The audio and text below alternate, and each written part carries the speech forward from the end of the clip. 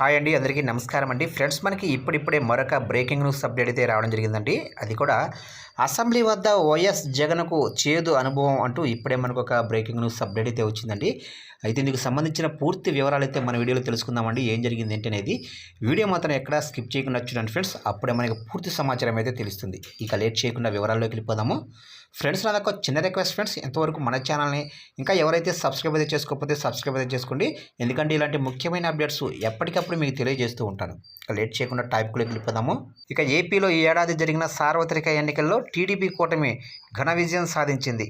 ఈ ఎన్నికల్లో వైసీపీ ఘోర ఓటమిని చవిచూసింది.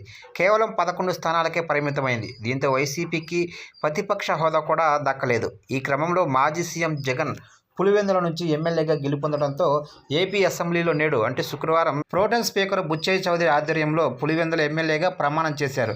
అయితే పులివెందుల ఎమ్మెల్యేగా ప్రమాణ స్వీకారం చేసేందుకు వెళ్లే ముందు మాజీ సీఎం జగన్కు చేదు అనుభవం ఎదురైంది. అసెంబ్లీ వద్ద ఆయన కాన్వాయ్ని కొందరు ఆగతాయిలు ఫాలో అవుతూ కామెంట్లు చేశారు. జగన్ మామయ్య అంటూ కేకలు వేస్తూ ఫోటోలు వీడియోలు తీశారు. అనంతరం అసెంబ్లీ వెనుక గేటు నుంచి లోపలికి వెళ్లిన జగన్ సభలో ప్రమాణ స్వీకారం చేశారు.